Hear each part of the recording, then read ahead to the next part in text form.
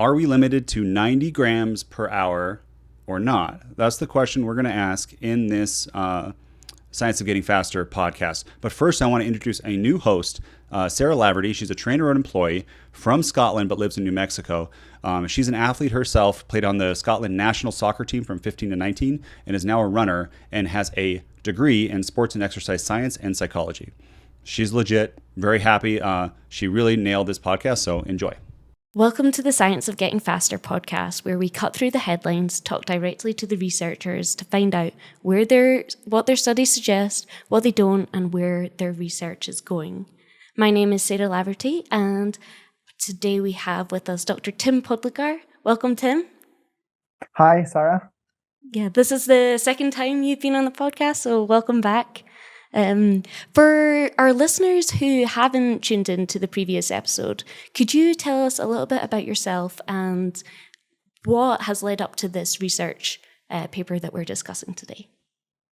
Yeah, so my primary job at the moment is I'm a research fellow at the University of Birmingham in the UK. Previously, I've also done a PhD here, but then for a year, I've moved back to where I come from, which is Slovenia, where I started a physiological laboratory, and where this paper we're going to discuss is actually coming from or was made. And then also I was a lecturer at one of the universities there, but I soon found out that I want to come back to the UK. So here I am after a year back to the UK. And this is research is my passion. This is my main job. But I also work with Bora Hansgrohe cycling team. So this year as a nutritionist, so I kind of try to bridge the gap between the science and practice. And is it mostly endurance sports you work in and your research is in? Yeah, actually, yes. I used to be a sailor myself. So when I was young, I wanted to kind of become a world best sailor in Olympic classes. But then at some point I decided, well, let's not be a sailor and let's not be an athlete, but be a researcher.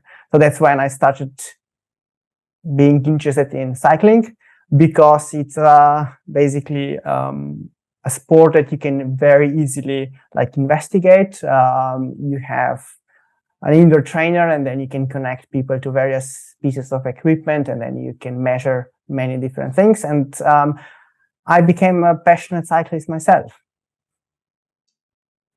Great. So you race bikes now? I don't really race a lot, but I spend on average probably 15 hours a week, mostly indoors, just push through the limits and try to be as fit as possible, and try to compete with people around me whenever I'm out on the road. So Strava segments, that's my thing. So you use yourself as a guinea pig? Yes. Yeah. So the research question that we're discussing today, can you tell us what that was? What were you interested in? So my primary research area is basically carbohydrate metabolism. So I've done my PhD in the field of carbohydrate metabolism using different types of carbohydrates like fructose and glucose or maltodextrin. So basically try to manipulate the availability and see what happens. And one of the really important things that we all know about is how to increase the carbohydrate availability during exercise. And actually this study that we are talking about, I started thinking about when I was in the second year of my PhD studies, which was in 2017 or 2018. But at the time, simply I couldn't run that study in Birmingham because I really wanted highly trained athletes. And we'll probably come to this question later on why this is so. But basically what I was trying to see and test was whether we can actually oxidize and utilize more than 90 grams of carbohydrates per minute. So it is currently recommended that athletes consume up to 90 grams of carbohydrates per hour. And this study actually aimed to investigate if we can utilize more than that and actually effectively use it, and whether there are indications that this might lead to performance improvements, if that makes sense. Yeah, and that brings us to, what is the aim? What are we trying to achieve through ingesting carbohydrates? What's the point? Why are we trying to push that envelope? So carbohydrates are the most important fuel when it comes to endurance exercise. This means that when we run out of carbohydrates, we all know we bonk, pretty much. So we stop, or the intensity just drops, and we can barely move, and we are very slow. So this is why we really want to use carbohydrates, have them available at all points. The problem of carbohydrates is that the stores in the body are pretty much very limited. So for instance, we do research in the labs where we try to glycogen deplete people, so deplete them of glycogen available in the body. And we can achieve that within like an hour and a half, 2 hours, 2 hours and a half. So pretty much very quickly, right? Because if we look at the cycling races, they last for like 4 hours or even more. And pretty much this means that we cannot sustain the same exercise intensity for this duration. And basically, carbohydrate availability is the limiting factor of the performance. So what do we do? So one option is to fill up the glycogen stores before exercise, so like glycogen supercompensation or something along those lines. This is step number one we have to do. And the next thing we can do, and we should do, is maximize carbohydrate availability from ingested carbohydrates during exercise. And we do this by drinking, eating gels, and stuff like that. And this is basically these are the most important things why carbohydrates are so important.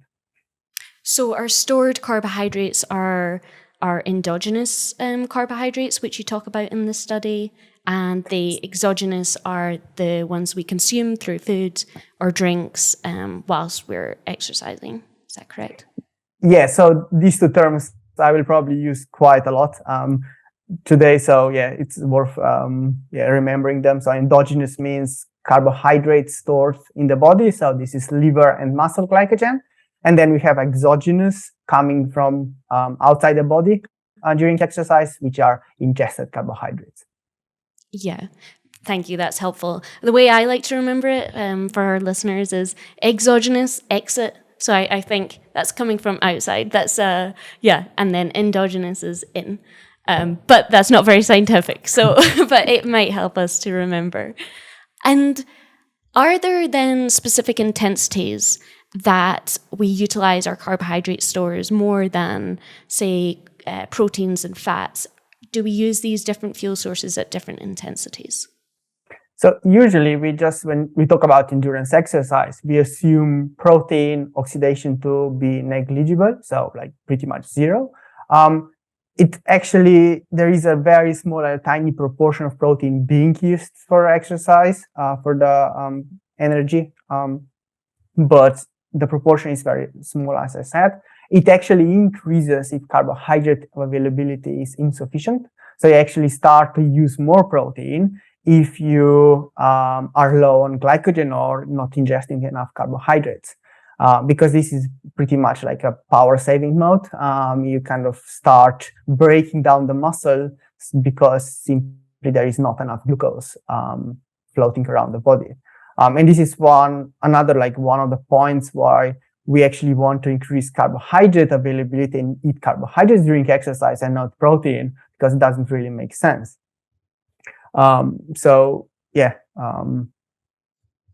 then compared to fat, do we utilize carbohydrate then at more higher intensities, or why are we interested in pushing the envelope? Sorry, I kind of almost forgotten the question.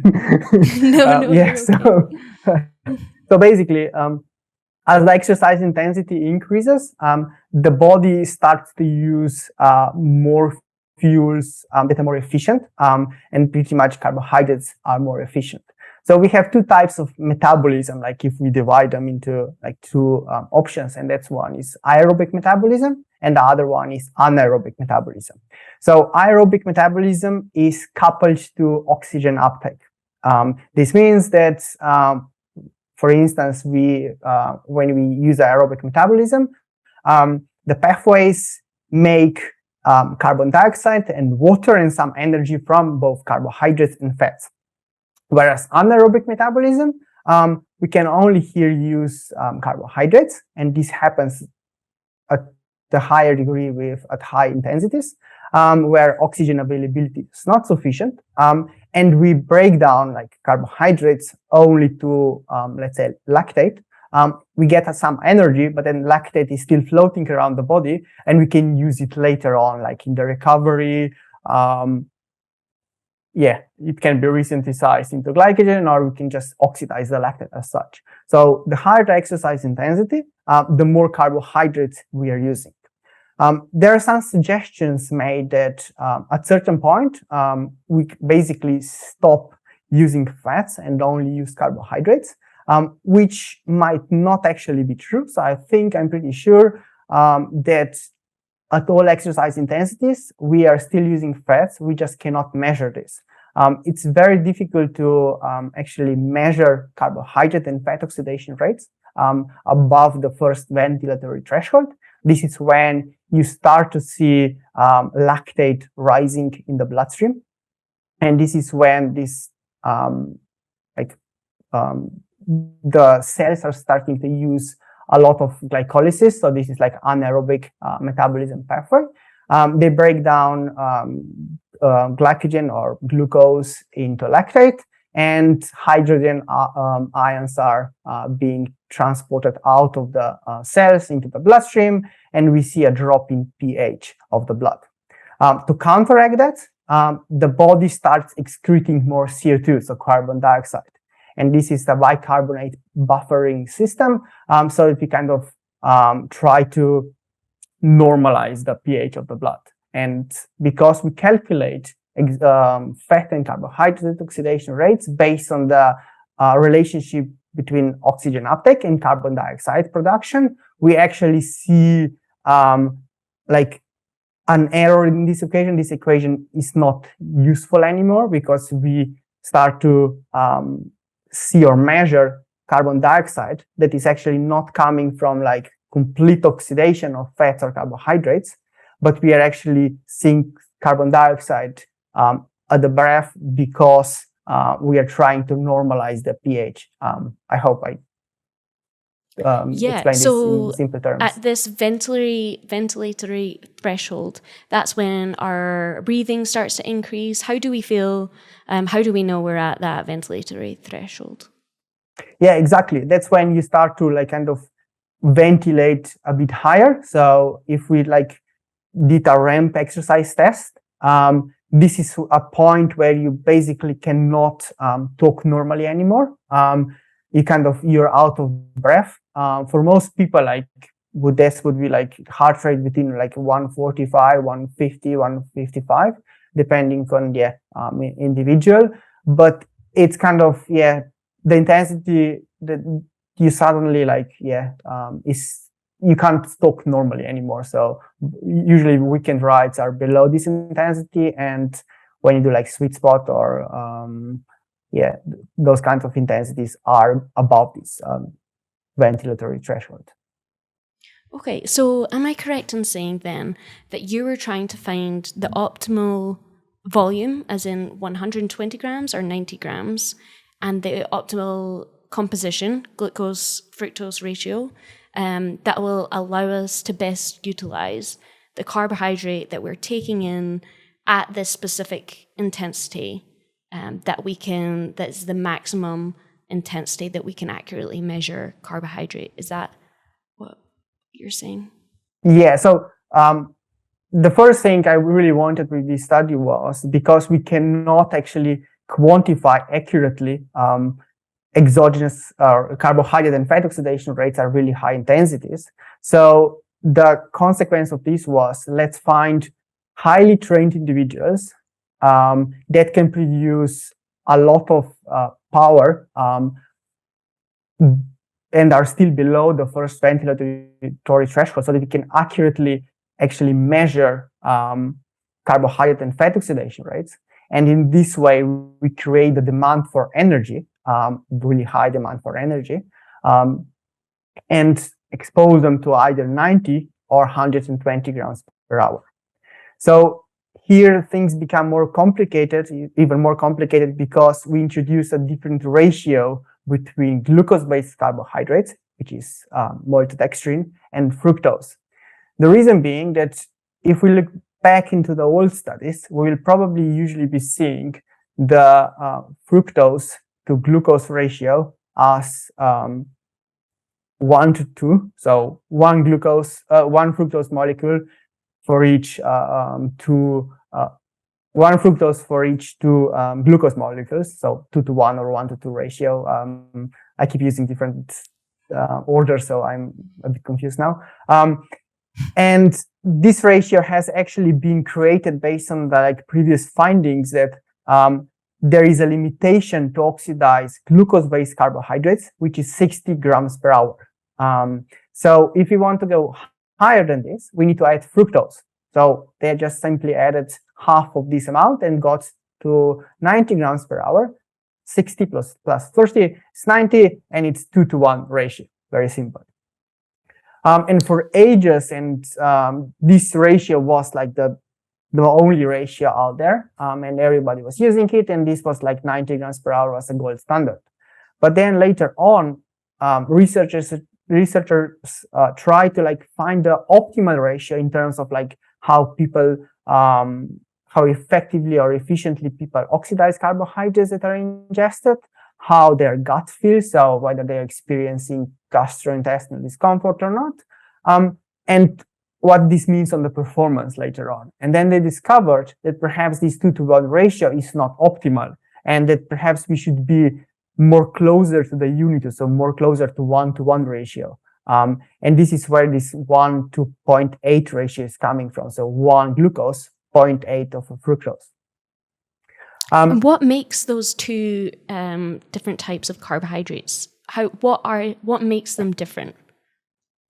So yeah, this can be really complex. So the most obvious and the most prevalent explanation why we see improved oxidation when we add fructose is that these two carbohydrate types are being transported differently from the intestines into the bloodstream.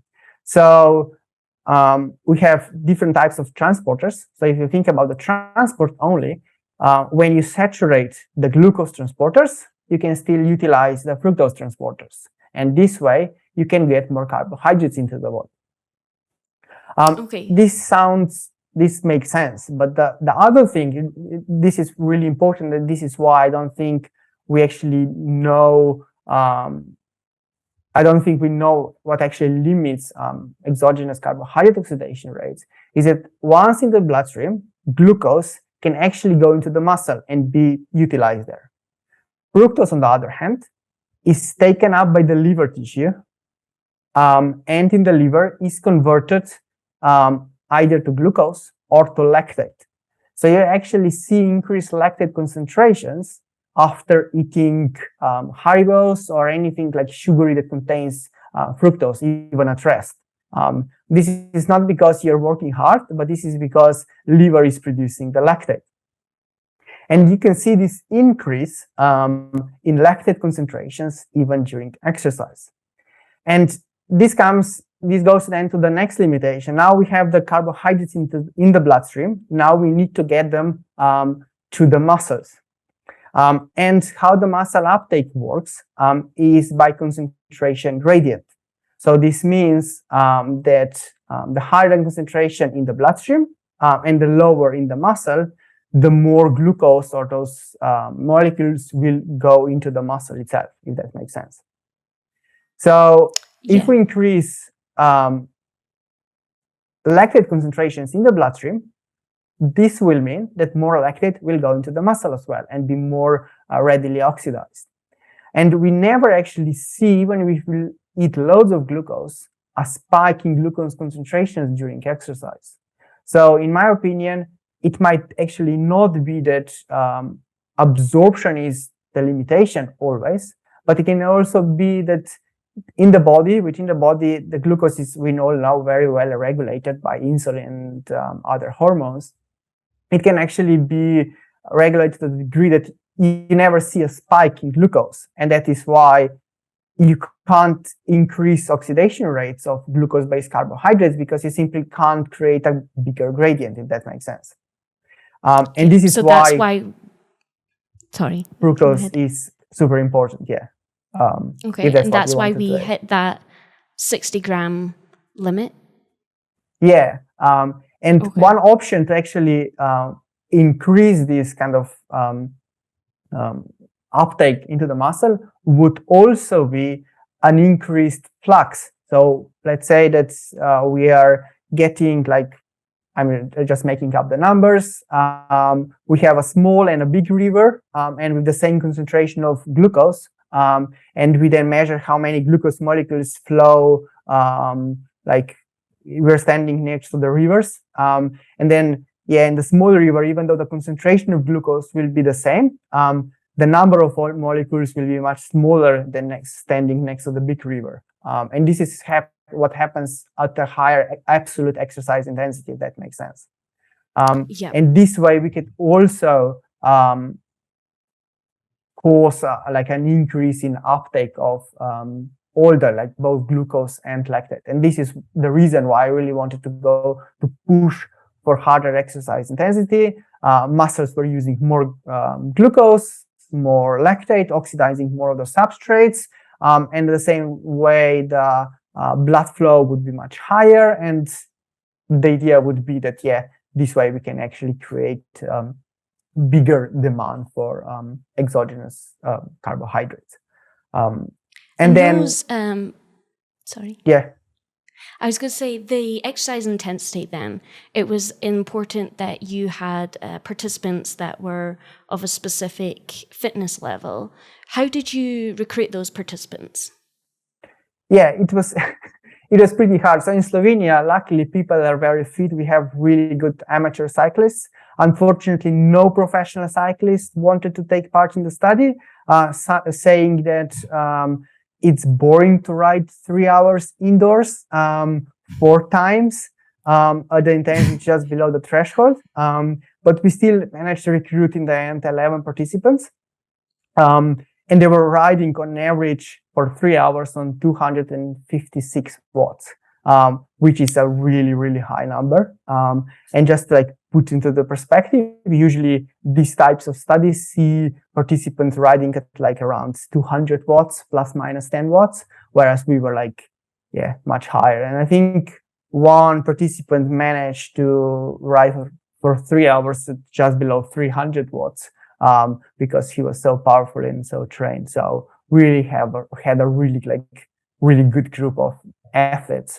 And if we looked at the power output, this would be like the average power output would be similar to what races like at Vuelta and those Grand Tours are actually like. So very high.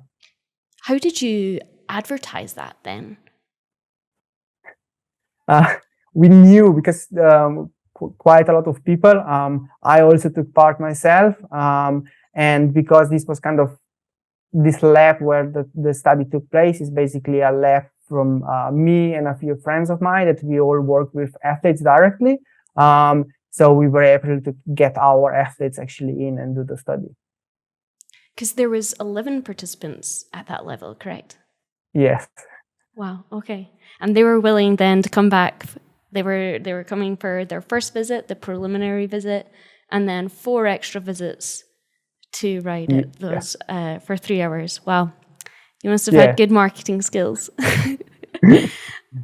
And then, so let's talk about the preliminary visit. What's the purpose of them coming in before the experimental protocol? So during the first visit, you want to get to know participants. You want to set the thresholds or the exercise intensities. And usually, or in the past, people were usually basing the exercise intensity based on the watt max or the last intensity during the graded exercise test or the VO2 max. But I really wanted to kind of do it based on a physiological threshold, which was the first ventilatory threshold. So we did a ramp test, during which we measured oxygen uptake and carbon dioxide production. So we were able to determine VO2 max, and we were also able to determine the first and the second ventilatory thresholds, or however you call them. And this way we kind of were able to really characterize the participants pretty well. So the readers can actually see whether they fit into this category or not, or what these numbers actually mean in practice then. Right. So that gave you the information then that you would use to prescribe their intensity during the experimental protocols. Exactly. Yeah. And so those 4 experimental protocols, what were they? So there were 4 of them, although we only had 2 conditions, and I'll explain why 4 a bit later. So they all started after an overnight fast. This is not something you usually do, but in terms of just looking at pure metabolism, I think this is kind of the best thing to do, because this way kind of make sure that the responses are very similar and comparable across different visits. And then basically then they were riding for 3 hours at the intensity corresponding to the 95% of the first ventilatory threshold. We just took it a bit down just in case that with time when the fatigue sets in, usually the threshold drops a bit, and we wanted to make sure that they're still in the correct zone. And based on the lactate values, they would actually were below the first threshold, so everything was fine methodologically. And then probably the next question is, and during the exercise, they were getting then 120 or 90 grams of carbohydrates in either of the ratios. Right, and we discussed that that's because of, you chose those ratios because of the glucose limit, is that correct? Yeah, so basically the 90 grams was 2-to-1 ratio, which is kind of a standard ratio that everybody kind of advocates. And the other ratios, so for the 120 grams per hour, we used 1:0.8 ratio, so maltodextrin to 1:0.8, so yeah, maltodextrin to fructose. And the reason being that we used different ratios was that we really wanted to kind of test this up-to-date ratio, so which is 1:0.8. But if we were to do 1:0.8 ratio in the 90 grams condition, this would mean that the glucose component would be less than 60 grams. So the critique then after the study would be, you didn't saturate the glucose transporter, and this is why you saw higher exogenous carbohydrate oxidation rates. So in this case, now we have 60 grams of glucose, 30 grams of fructose, and in the other condition, we have 66 grams of glucose and 67 grams of glucose and 53 grams of fructose, which is then the glucose component is pretty much very close together. And then on the other hand, we have quite a bit of a difference at the fructose part. Okay. And then the other conditions, you had people riding at 90 grams or 120 grams at those respective ratios.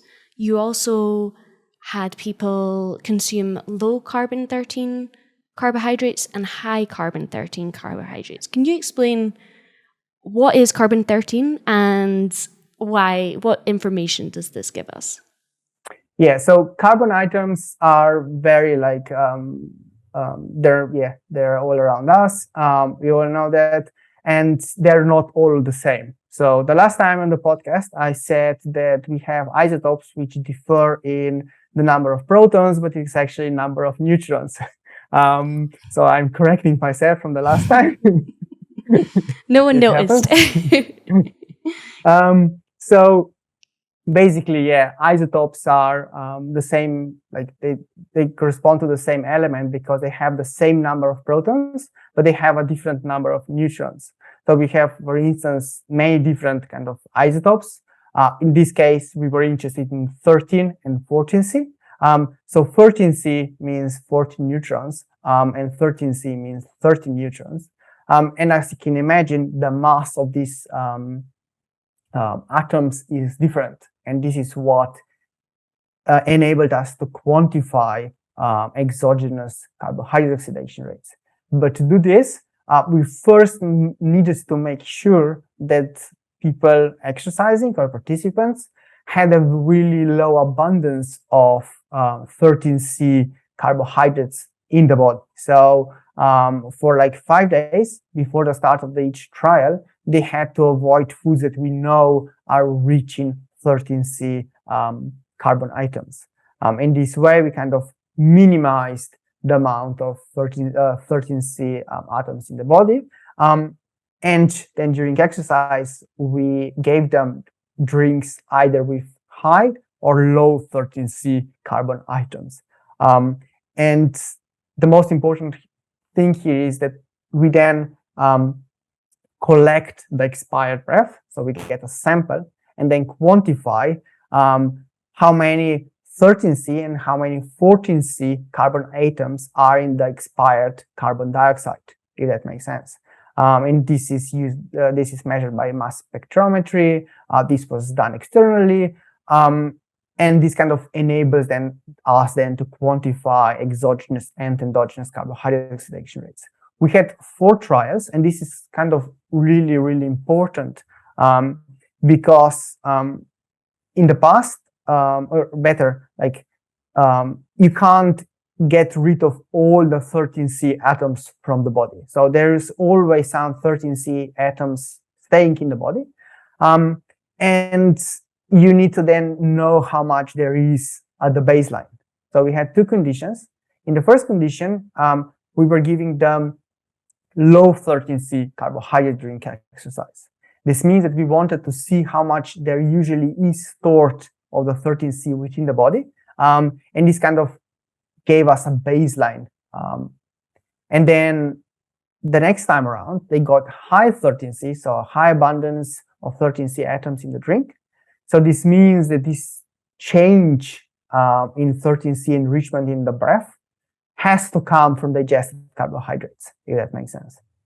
So the diet was similar, everything was similar, the exercise intensity was the same, and the amount of ingested carbohydrates is the same. And this then allowed us to, I think, pretty accurately quantify exogenous carbohydrate oxidation rates. In the past, people didn't use this background trial, or used a background trial which was just water. But as you can imagine, if you don't have any carbohydrates during the trial or just have water, the metabolism, so the relationship between carbohydrate and fat metabolism is different. So we have recently shown in another study that you can actually this way overestimate exogenous carbohydrate oxidation rates. So there is one old study still out there looking at 2.4 grams of carbohydrate ingestion rates per minute, and they found really high exogenous carbohydrate oxidation rates. But the problem with that study was they used water as a background correction factor.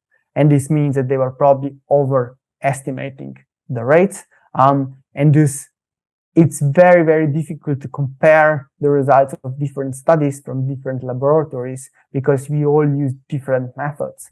We all do our best based on the knowledge we have, but sometimes, people just are like, times change, we know more now, and we were able to correct for this error. And I'm pretty certain that our values are kind of real values when it comes to exogenous carbohydrate oxidation rates. Right. So the low carbon group was a control, and it allowed you to determine whether the carbohydrates they were burning or using were from the food that you were giving them, or whether it was from their muscle glycogen or liver glycogen. Exactly. Right, okay. And they were exercising then for 3 hours. Why did you choose 3 hours? Why were you so mean? Because all my studies are like this. So Usually when people are looking at exogenous carbohydrate oxidation rates, they're looking at or investigating them for like 2 to 3 hours. And the reason being that when we assess the 13C enrichment of the breath, CO2, we see a gradual increase, and only like an hour and a half to 2 hours into the trial, we see a plateau. And this plateau then resembles the highest oxidation rates. So this is why I really wanted to make sure that exogenous carbohydrate oxidation rates, that we are actually able to pick the highest rates possible. And also one of the things why we also see this like gradual increase is probably down to the fact that muscle at the start of exercise has quite a lot of muscle glycogen. So it uses that glycogen very effectively and doesn't bother about the glucose. But over time, when the glycogen concentrations decline in the muscle, it starts to uptake more and more glucose from the bloodstream. And this is why you probably see this rise and then a plateau in exogenous carbohydrate oxidation rates. Great. And how then did you give them the carbohydrate? Was it through frequent intervals throughout those 3 hours, or was there a specific protocol that you were following?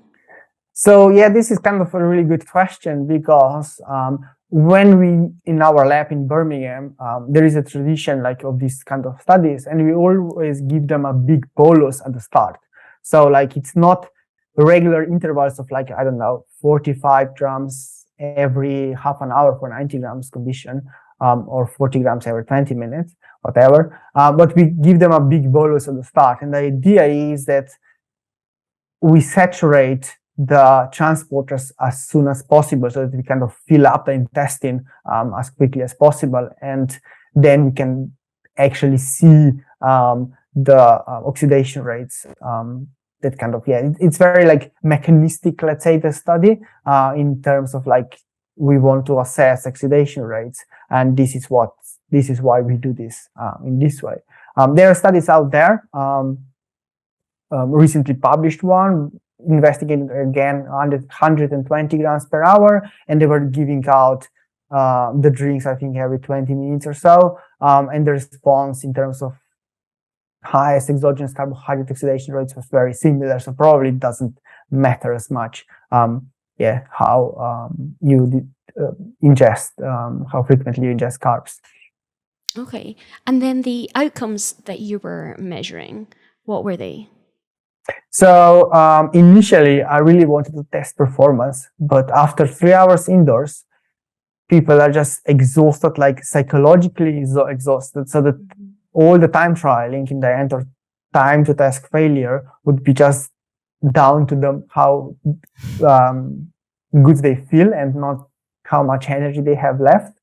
So unfortunately, we didn't assess like kind of performance or exercise capacity.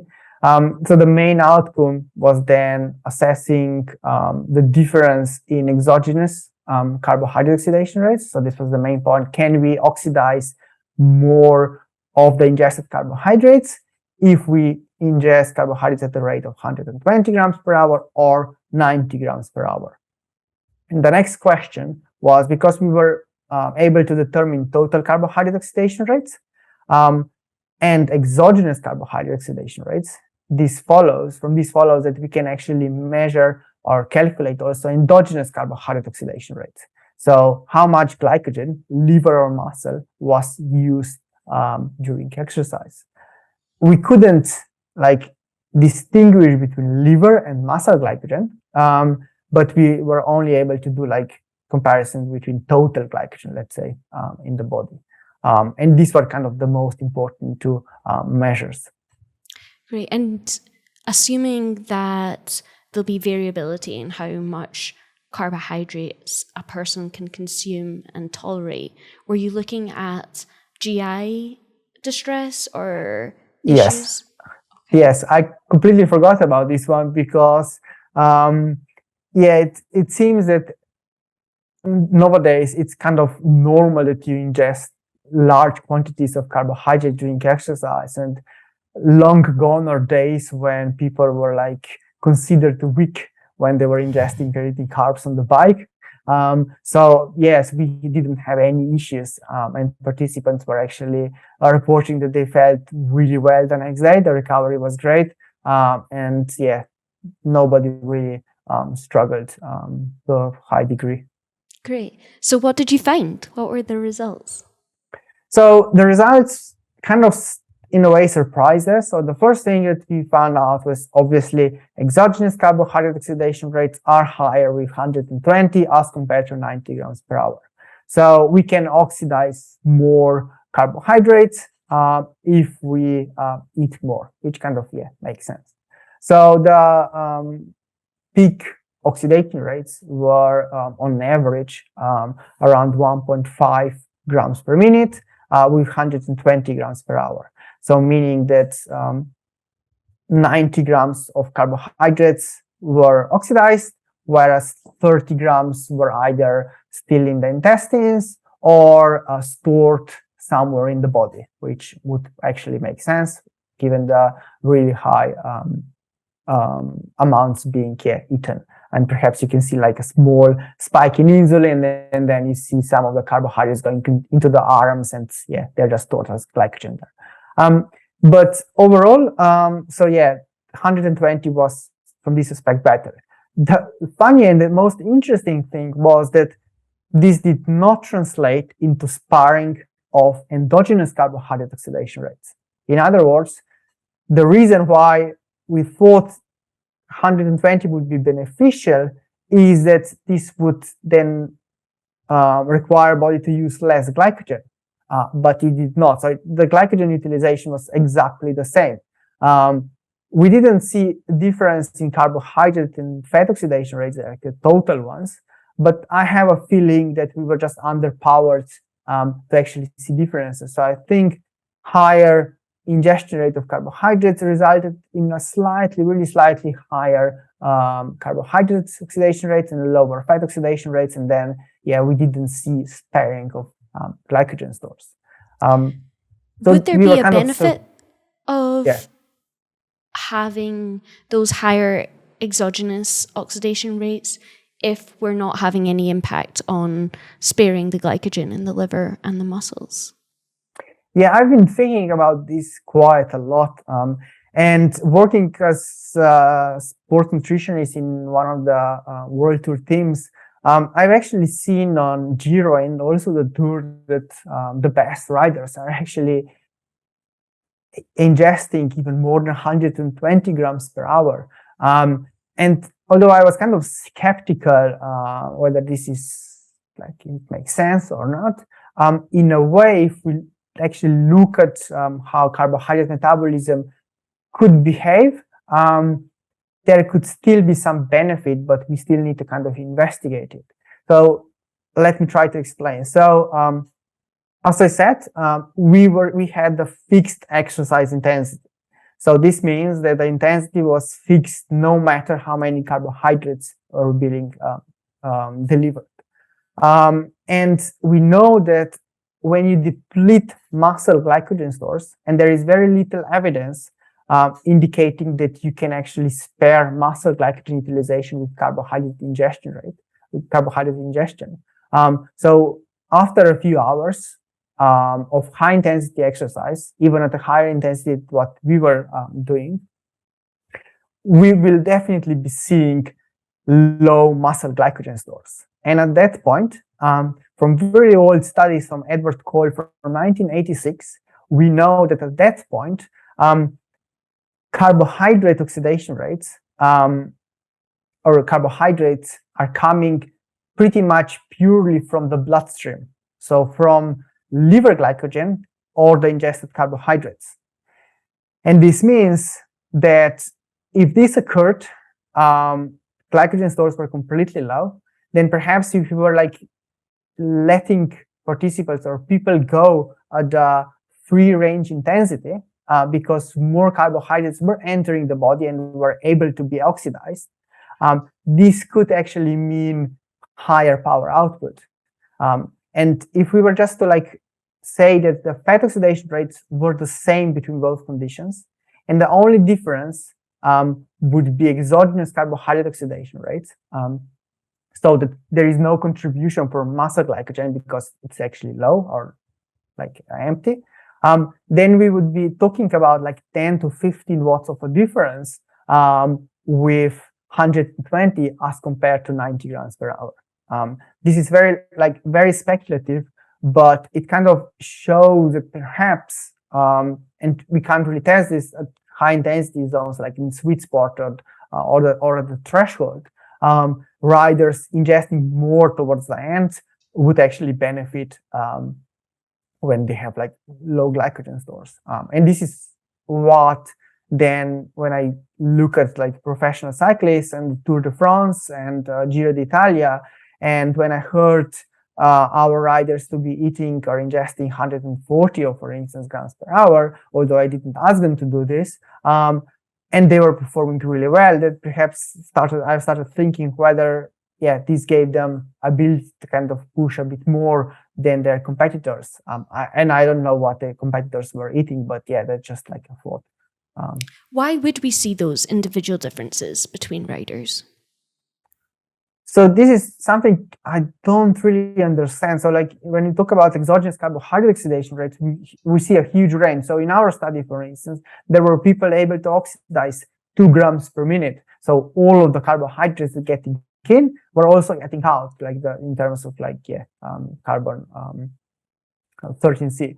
So some people are actually able to oxidize everything, and some are really poor in that. And I have absolutely no idea why this is so. We tried and we looked at we look at the exercise intensity, and it was not related to exercise intensity. It was not related to body size. So I'm a really small person, but I can oxidize plenty, and I can oxidize more than some a bit bigger people. So I think it's a multifactorial thing, and we would need a really large sample to be actually able to see a difference. And another option would be simply the amount of carbohydrates in the diet, because if you think about it, it doesn't really matter if you ingest carbohydrates during exercise as much as it's during the day when it comes to the transporters. So if you eat a lot of carbohydrates, like very low fat, very high carbohydrate diet, and you keep high amounts of carbohydrates in the intestines all the time, perhaps you can upregulate the transporter count and improve the absorption. But this is like just a wild guess that I have absolutely no idea. But this is something we should probably look more into the future, especially because we want to actually maximize the ability to oxidize those carbohydrates. And I know one of the popular beliefs is that with training the gut, so with ingesting a lot of carbohydrates during the exercise, you might actually improve the count of these transporters. But in my view, what you're actually doing is building the tolerance for the carbohydrates sitting in the gut. And I think this is super important. So you need further tolerance, and only then you can actually start thinking about how to get those carbohydrates into the body as quickly as possible. And even with tolerance, some people are really struggling. They're not able to consume even 90 grams per hour. And then we have to build on that. So the tolerance is really important. And then if you thinking about the absorption limitation being the count of the transporters, we actually want the full gut fully packed with carbohydrates. Otherwise, we simply can't use the transporters. So we have to have this tolerance to carbohydrates sitting in the gut to be able to absorb them. So it makes sense to kind of train the gut, but also think about whether just high carbohydrate diet can impact the absorption. But it's really difficult to investigate this because we can't just take the biopsy of or count the transporters in the intestines. So we are just pretty much wild guessing all the time. Right. So it sounds like you've got a lot of future questions to complete this picture here that we're trying to seek. When it comes to our athletes, then, what would you recommend for them in trying to increase their tolerance and absorption of carbohydrates? So I think like the most important thing when it comes to nutrition for endurance athletes is to maximize carbohydrate availability, especially for high intensity training sessions. So this means that if you have like I consider high intensity everything that's above this threshold that we've talked about. So all the sweet spot threshold for VO2 max work, that's high intensity for me. And for those sessions, you definitely want high glycogen concentrations before each and every of those sessions. So meaning eating a lot of carbohydrates.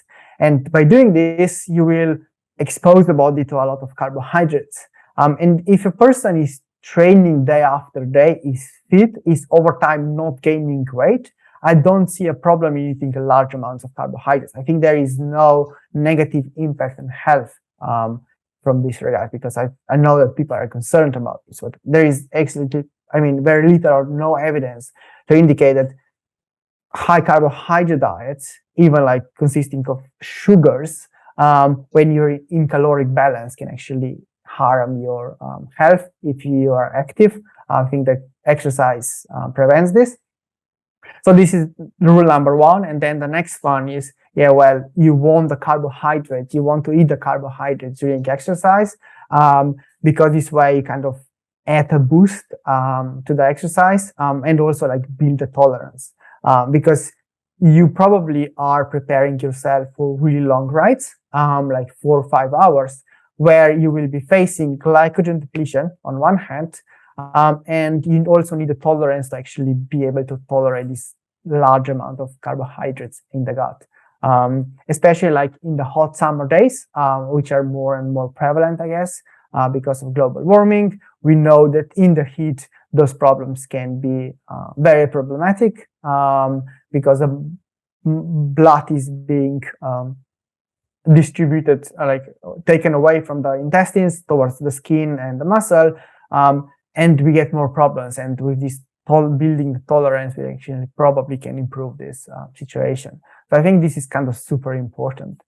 In terms of the quantities, it's really hard to say. So for training the gut, yes, high amounts are necessary. I would, if the aim is to train the gut, I would go with 90 to 120 grams per hour for certain sessions, but too much of carbohydrates, this amount of carbohydrates during every single session perhaps is not the best idea. Although there is some evidence actually that really high amounts of carbohydrates during exercise can improve the recovery. And this is kind of interesting thing.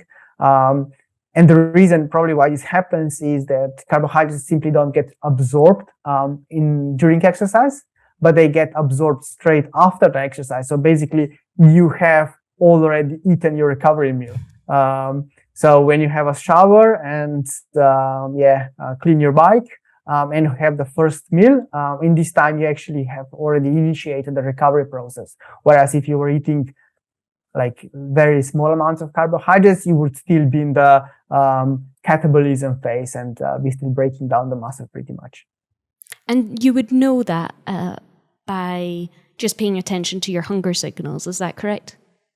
Yeah, you can actually feel it. So sometimes after the race, the rider reports me, I had a lot of carbohydrates now, and I feel stuffed, I can't eat more. And I say, it's fine, because it's probably you haven't absorbed the carbohydrates. So you've already consumed your recovery shake on the bike. So just have the protein and then you will be fine. We can skip like part of the recovery protocol. It works next day just fine this way. So it can be also convenient to do two things at the same time, train the gut and also recover, but Yeah, definitely. And the GI symptoms you mentioned earlier, there was no difference between the two groups, is that correct? Yeah, we saw no difference really. And some were feeling much better, 120. I think we didn't tell them obviously which condition they were at. So they were like kind of blinded. But for instance, I felt on one condition worse than the other in terms of like how I perceived the effort. And I think like 120 was the condition when I felt best. But yeah, that was basically just in the lab. But there was basically no difference. And other studies are also showing no gastrointestinal discomfort at this constant intensity with these ingestion rates. And yeah, as I said, Grand Tour riders, many are out there that are eating even more than this and are perfectly fine. So that's perfectly possible. Great. And so you've already mentioned briefly about what's next. Do you have any research lined up for yourself, or what's to come? So yeah, I'm currently like looking, I'm doing a really pretty big project, looking at whether heat acclimation actually helps with rescuing exogenous carbohydrate oxidation rates that are reduced because of the heat impact, which is kind of really hard study. It involves biopsies, infusions. So it's like really long projects. It will take us like 3 years to complete it.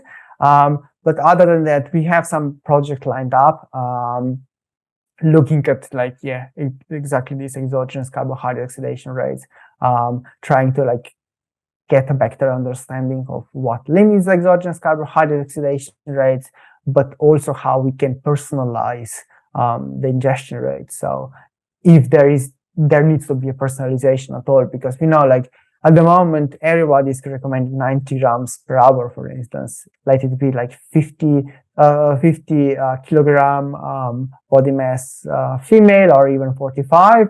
And then a guy with 100 kilos would get exactly the same amount of carbohydrates, which doesn't really make sense. But yeah, so those are the things that we really need to address in the future. Because otherwise, yeah, we're just giving less energy to the big guys, and yeah, but so many questions still to be answered here. Right. So from this study, what can you conclude? That 120 grams. So the more carbohydrates we ingest, the more we can oxidize probably.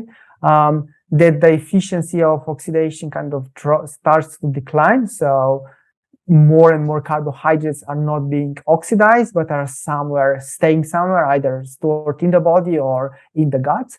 And perhaps unexpectedly, we didn't see glycogen sparing. So perhaps this way of feeding would not translate necessarily into improved performance, but because of this nature of real racing, which is the high intensity, low intensity, and glycogen depletion in the end, I think we really need to explore this further, and this kind of gives us the answer. So we can oxidize more.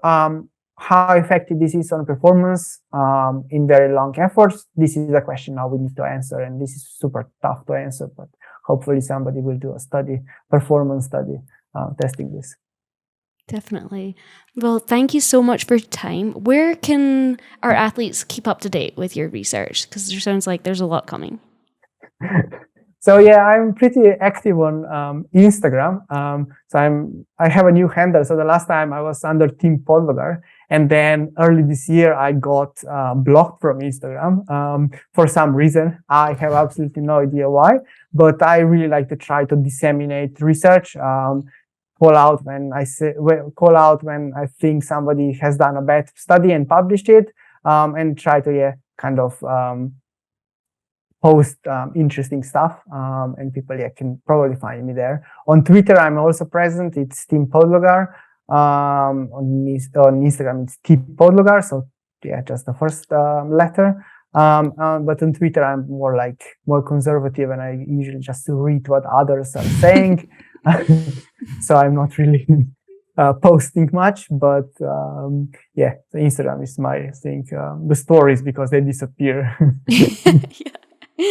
Well, great. Thank you so much for your time. We really appreciate it. And maybe we'll have you back on again once you're into those other studies. Yeah, sure. Thanks for inviting me. And yeah, thanks a lot for TrainerRoad for actually supporting this study. And without TrainerRoad, probably this study wouldn't have happened. So thanks a lot. Thanks very much.